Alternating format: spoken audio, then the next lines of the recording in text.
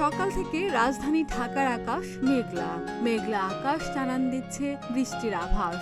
এদিকে আবহাওয়া অধিদপ্তর বলছে দিনভর আংশিক মেঘলা থেকে মেঘলা আকাশ থাকতে পারে আজ। একই সঙ্গে হালকা বৃষ্টি অথবা বৃষ্টির সম্ভাবনা রয়েছে।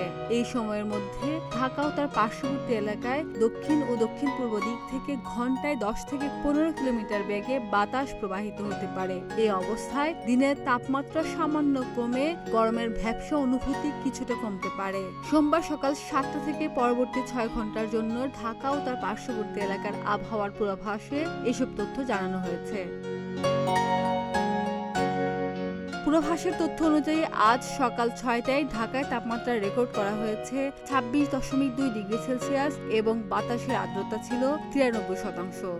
গতকাল সর্বোচ্চ তাপমাত্রা ছিল 32.4 ডিগ্রি সেলসিয়াস আর আজকে সর্বনিম্ন তাপমাত্রা রেকর্ড করা হয়েছে 24.5 ডিগ্রি সেলসিয়াস। গত 24 ঘন্টায় ঢাকায় 5 মিলিমিটার বৃষ্টিপাত রেকর্ড করা হয়েছে।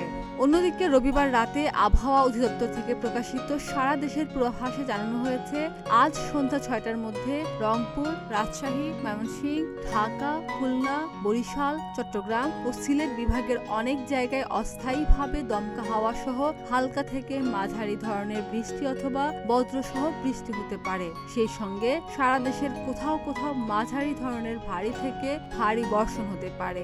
এছাড়া সারা দেশের দিন ও রাতের তাপমাত্রা সামান্য কমতে পারে। ডেস্ক রিপোর্ট, প্রতিদিনের বাংলাদেশ।